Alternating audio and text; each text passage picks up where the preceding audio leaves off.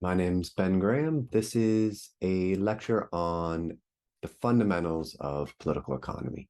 So we spent the last class session here kind of working on supply and demand curves and just the real basics of what a market is and what a price is. And now this gives us a chance to talk about how this is a political economy course and not just an economics course. And what do we mean by political economy? And kind of in general, how do states and markets, how do governments and markets interact? All right, so we're going to talk a little bit about the magic of markets and kind of what a price is. We'll talk about the different ways that markets fail to provide sort of socially optimal outcomes. And then we'll talk about that intersection between governments and the market, what governments try to do intervening in markets to try to get toward more socially optimal outcomes, or in some cases, simply outcomes that are more beneficial to the people wielding political power, but how governments get involved to alter market outcomes. Okay, so let's start with this positive case here, right? And I had you watch a marginal revolution video of kind of a libertarian economist providing the optimistic take on, the magic of markets.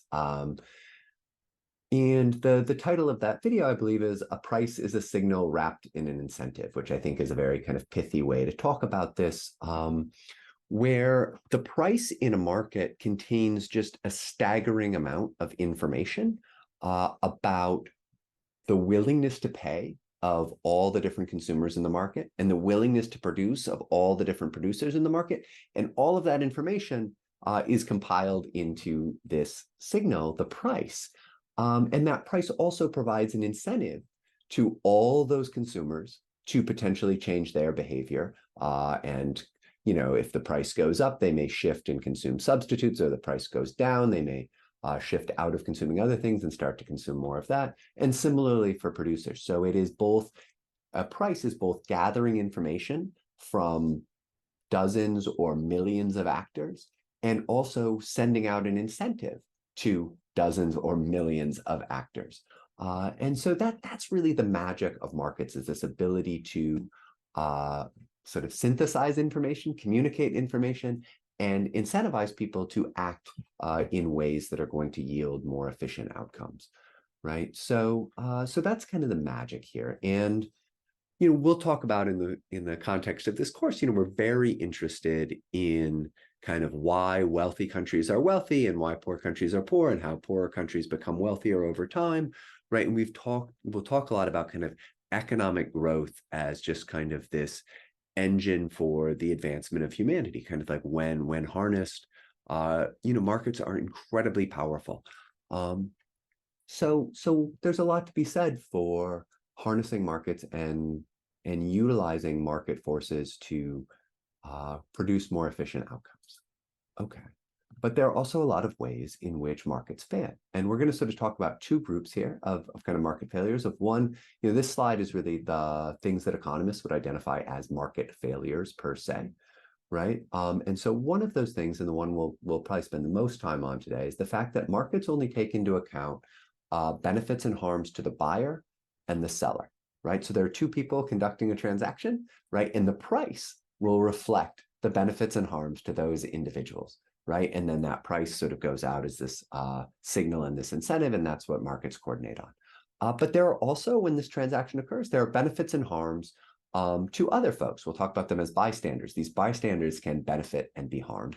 So if a factory produces a good and sells it to a consumer, there's the benefits to that consumer and the costs of production to the producer are in that price. But if that factory is generating a bunch of pollution in the process of producing that good, and that pollution is harming other folks who aren't part of that sale of the good, right? That harm to those other individuals isn't present in that price. And so the market is going to coordinate in a way that does not account for those harms. And the price is going to be wrong, right? The market's going to fail in that sense. Okay. And it's also the case that all of our kind of toy economic models with sort of supply curve and demand curve, like it's assuming fully voluntary transactions And it's assuming perfect information that everybody knows what's going on in that market. But power is useful in markets. Information asymmetries can shape market outcomes. Monopoly power, monopsony power can shape market outcomes, right? Which is when like there's only one producer of the good, or in monopsony, there's only one consumer of the good, right? Those people can wield a lot of power in the market in ways that yield inefficient outcomes, right? So these are ways that markets can fail. This other set of market failures here may not, in the strictest sense, be a failure of the market to generate an efficient outcome with respect to net benefits to producers, consumers, and bystanders, but may generate outcomes that, as human beings, we don't think of as being optimal, right? So they may be failures with respect to the ability of the market to effectively deliver kind of human thriving or something along those lines, right? So one of those things is that markets measure the private benefits of a transaction as like the willingness to pay, right? When we think about kind of the benefits to the consumer, right? We talk about consumer surplus as being like my willingness to pay minus what I actually have to pay, and that's my benefit. Well, that willingness to pay is both like how much, like the intensity of my desire, but also like my wealth, my capacity to pay, right? And so the desires of the rich like matter more in a market than the desires of the poor, right? So there's this, so that's something that we may sort of morally not like, right? That this may lead markets to essentially prioritize the needs, wants, desires of folks with more resources more than the needs, wants, desires of folks with less resources. Okay. And then it's also the case that an efficient market is going to maximize consumer surplus plus producer surplus. But the market doesn't care whether producers and consumers share the surplus or not, right? If the producer gets all the surplus, that might still be the way to maximize the sum of producer plus consumer surplus. Or similarly, the consumer might get all the surplus, right? As human beings, we may care about the distribution of benefits and not just the total value of the benefits from a market, right? And then the other thing that's going on is closely related is that markets, sort of free markets, may generate more instability. If you've heard the term kind of creative destruction, and that the competition of markets is great for maximizing total production, right? But often individuals within the market are experiencing a lot of volatility and a lot of instability in their economic lives, which folks may not like. And similarly, the outcomes may be extremely unequal, right? That the outcome of a free market that's maximizing the sort of total value of the goods and services we're producing may yield a distribution of wealth and of income that is extremely unequal, and that we sort of morally don't like in different ways. So those are different ways that the market may sort of fail to generate the outcomes that human beings want. And so human beings sort of collectively work through their governments and sometimes through other means, but particularly in this class, we'll be talking about sort of government interventions in markets to deal with these types of market failures, as well as kind of the pure market failures that economists would deem a failure. There's these other kind of softer failures that are efficient along sort of maybe one dimension, but are not socially optimal in the views of at least some folks. All right, so let's start talking about these market failures. Let's start talking about a little bit more of the mechanics of how governments get involved.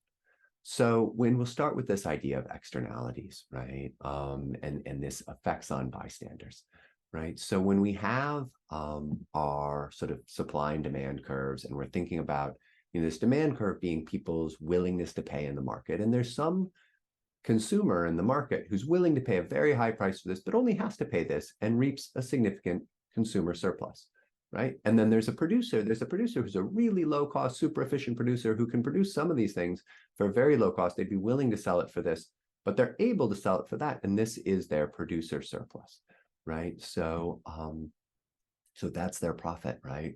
And so the market is going to maximize the area of these two triangles summed together, right? And in this little toy model, consumer surplus and producer surplus are equal. Depending on the slope of these lines, they may be very unequal, right? But but the market's going to maximize this surplus. What's not at all present is what we were talking about a little bit before, right? Which is any bystanders, right? Anybody else who's not the consumer or the producer who is affected by this transaction, by the production and consumption of this good, those people, their harms and benefits are left out, are not factored into the price. And so to the extent that there's benefits and harms to other folks, we're going to end up with the wrong price, right? So this efficient market, it's going to maximize consumer surplus plus producer surplus.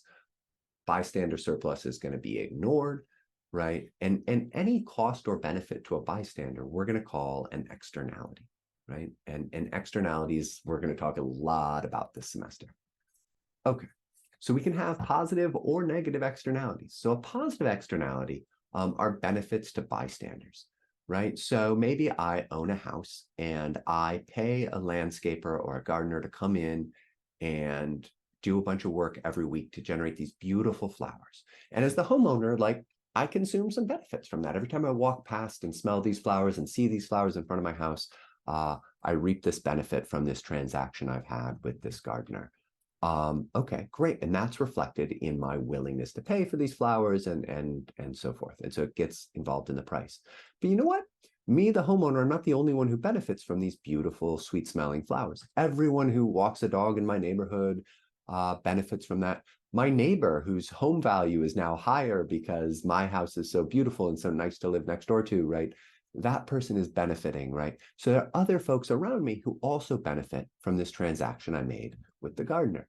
And because those benefits aren't priced in, right, we're going to end up under-investing in landscaping because the homeowner who's paying for it doesn't reap all the benefits from it. So we'll end up with less gardening going on in the world than would be optimal in sort of a free market context. There's also negative externalities, right?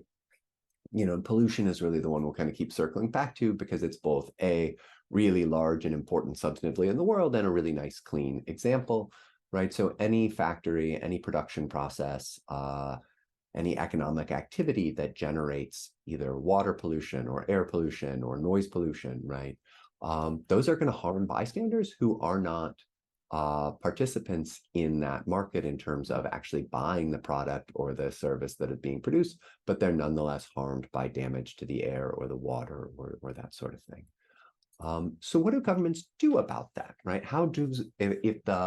If the free market is going to get the price wrong, is not going to take the needs of bystanders into account, what can governments do that do take the needs of bystanders into account, right? Because bystanders may not be purchasers in this market, may not be consumers or producers in the market, but they are voters or they are constituents for that government, right?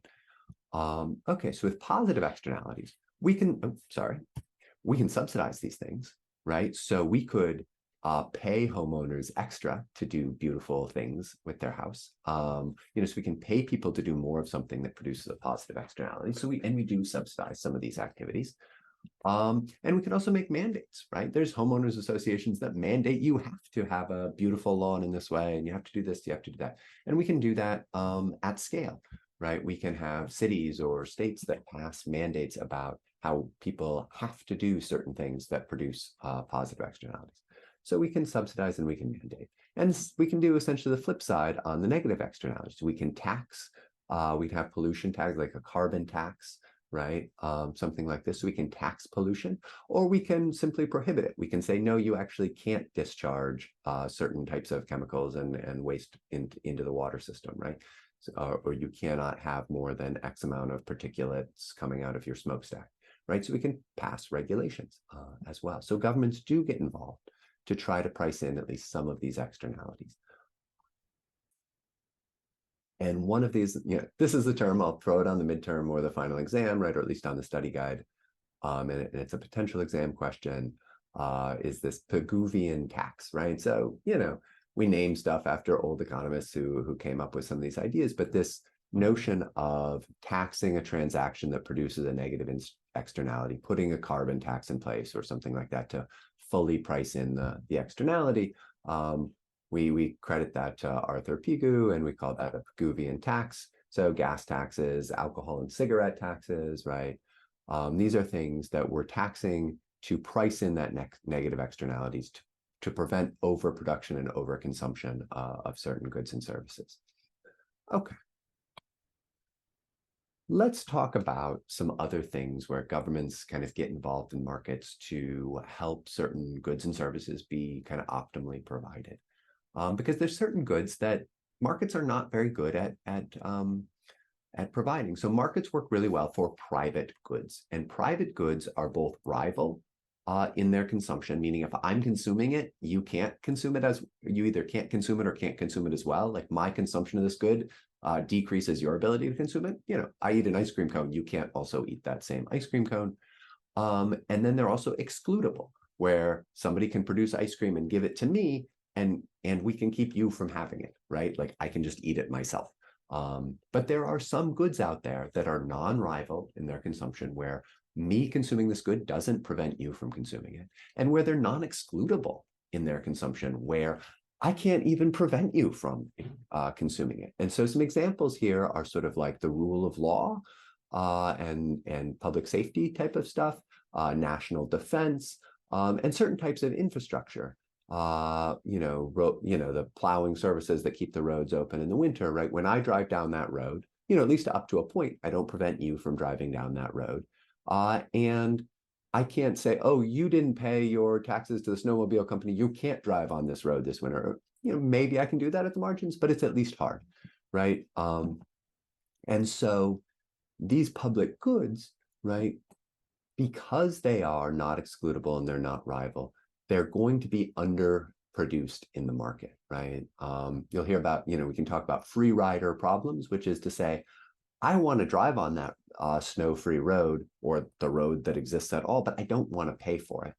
And if you don't have a way to keep me off of it if I don't pay, then it's really hard to force me to pay, right? And so governments sort of step in, and governments will collect taxes, which is something I have to pay, and then they'll spend the taxes on producing public goods that we all benefit from, right? So governments get involved in public goods provision a lot. And then there are also these club goods, which are easier to manage than public goods. And these are non-rival, but still excludable. By the way, club goods and this next slide are a little bit of digressions. Public goods is the most important thing here.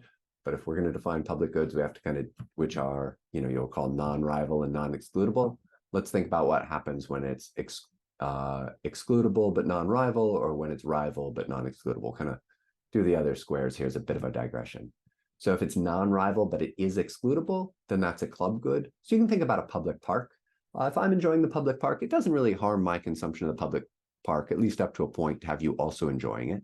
But a park, I can exclude people from, right? I can keep people out of it if I want to. And similarly, if Netflix is streaming a show, the marginal cost to them of having one other person watching it is pretty much zero, right? And similarly, okay, Disney's made a movie, like one additional person watching it, pretty much zero cost. It's non-rival in its consumption, but it is excludable, right? And so Netflix will charge you a subscription and will not let you watch it unless you have your subscription. So those are club goods. The market can provide those okay, but sometimes governments choose to provide them anyway. And what governments will sometimes do is step in and make things excludable to help the market produce them. So we'll talk about intellectual property rights, that the government will help Disney exclude people from watching the movie who haven't paid for the movie. And similarly, that once the medicine has been invented, the additional company that's using that knowledge to create more drugs doesn't prevent the initial company from producing those drugs, but it does make it hard for them to profit from it. So the government will step in and make certain goods excludable. Okay. And then there's common pool resources. And these things are rival in their consumption. It does harm me when you consume it, but they're non-excludable. And what governments will step in and do is take non-excludable resources and find ways to make them excludable to help manage the commons. So, the fisheries are a classic example here, right? Where if we all go out and do a lot of fishing, we're going to collapse the population and we're all going to be out of luck. But excluding people from an ocean fishery is really hard to do. But it's not impossible, and a high-capacity government can do that, right? And we even end up with international treaties where governments collaborate to try to manage these fisheries. Similarly with water, like, water from a river, it might be really hard for me to exclude someone upstream from taking a whole ton of water out of the river. But if they do take a whole ton of the water out of the river, it will harm me. And so you get governments involved in managing water rights and this kind of stuff. So they try to help with management of common pool resources. Okay. So let's kind of step a little bit back to the big picture here, right? We're trying to think about roles of governments and markets. We can think about just enforcing rules and protecting property rights, which is to say all of our toy economic models and our efficient exchange stuff is all premised on this idea that that you can't just whack me over the head and take my stuff, right? So theft and coercion, will completely upend my incentives to produce and your incentives to pay for stuff. And so markets really only work if we have secure property rights and we enforce rules about not stealing from folks. Okay. So governments get involved in kind of that baseline level of enforcing property rights. Big role for government to make markets work in the first place. So that's sort of like, even if you're a true free marketeer, and you believe the free market is the way to do everything, you're still going to probably support a role of the government in enforcing property rights. And then we have governments who step in and get more proactive to try to address externalities, right? They're going to try to tax and regulate transactions that produce negative externalities so we get less of them. And we're going to try to subsidize and maybe even mandate certain types of transactions and activities that generate positive externalities. So we get more of those things, right? The government's going to provide some public goods, right? They're going to collect some taxes and then spend that money generating public goods, sometimes even club goods as well. And then the government's going to step in and provide a social safety net where we're going to deal with some of these other kind of soft market failures where we get volatility, where we get inequality of outcomes, and we're going to provide a safety net that helps smooth the rough edges off of that and helps generate outcomes from the market economy as a whole that we feel are more socially optimal.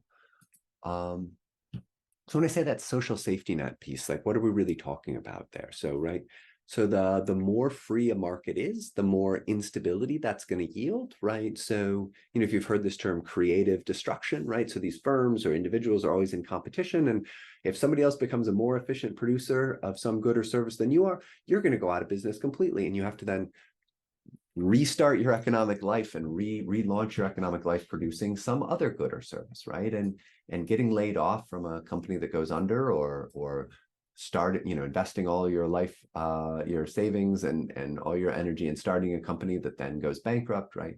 Like these are really hard things for folks to manage. And so governments will step in and help manage that.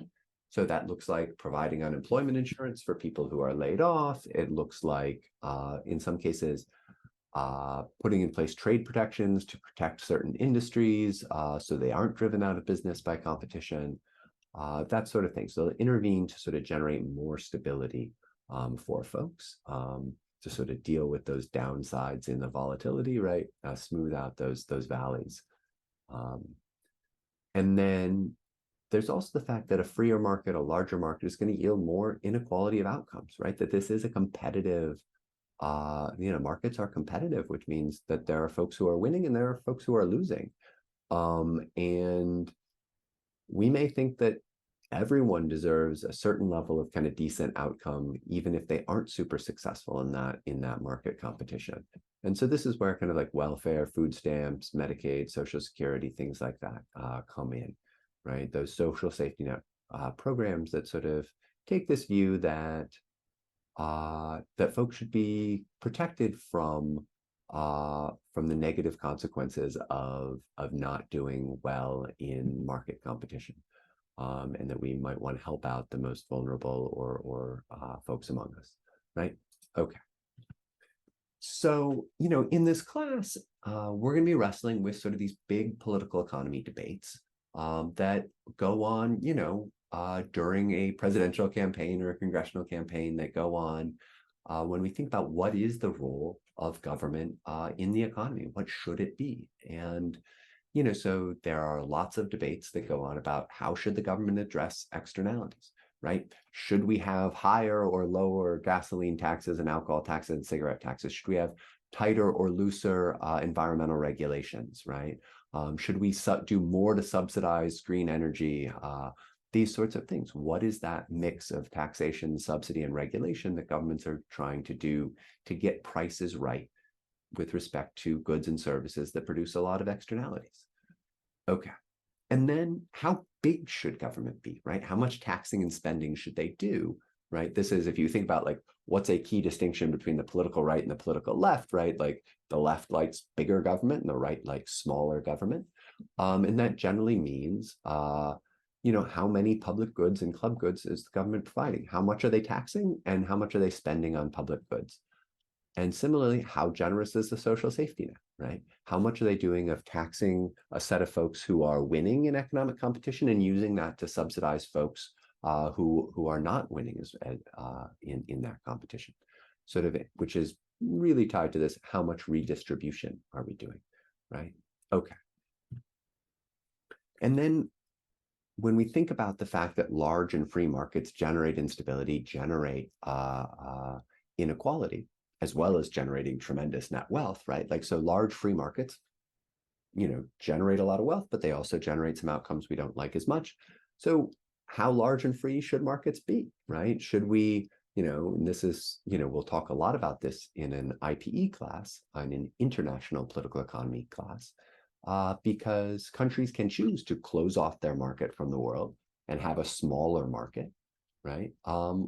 Or they can open up more, right? And so we'll be talking a lot about tariffs, subsidies, all these sorts of things, quotas that governments put in place to limit the size of their market and limit the freedom of their market. So we'll talk a lot about that in this class. And what I want to close this lecture with is this idea that across all of these political economy debates that we're going to be having in this class, all the questions we're going to be wrestling with, wise, informed, and moral people are going to disagree fundamentally about the best possible policy in a given area.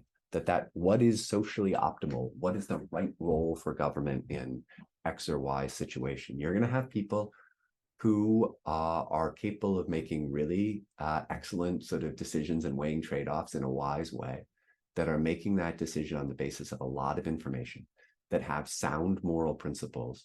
And you will have people on either side of a debate of which those things are true, right? So when you believe something really deeply and fundamentally that is absolutely true in political economy, I think holding space in your mind for this idea and trying to imagine and inhabit the perspective of somebody who is wise and informed and moral and yet disagrees with you, right? Like, that is actually a key intellectual task that I will be setting before all of us throughout this class, right? Is imagining and inhabiting and being able to articulate that perspective of the wise, informed, moral person who fundamentally disagrees with you about a key political economy question, right? And we get these disagreements because we vary in our priorities, right? So economics is all about trade-offs.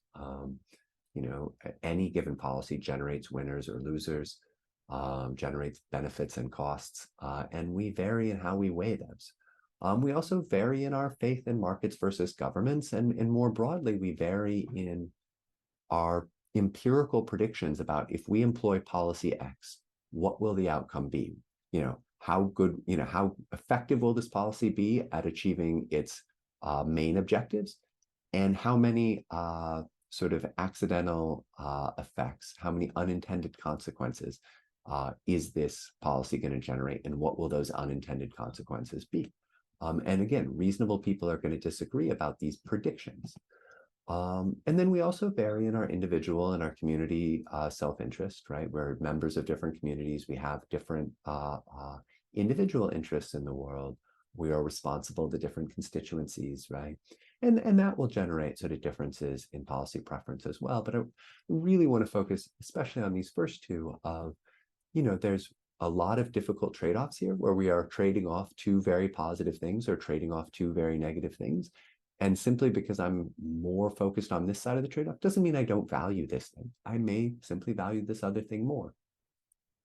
And then we're also, there's a lot of humility that's required in political economy where a lot of times when we're debating possible policies, like there's a fair amount of uncertainty about what the effects will be. And so people will disagree with you about the right action to take because they have different empirical expectations about what the effects are going to be coming down the pike.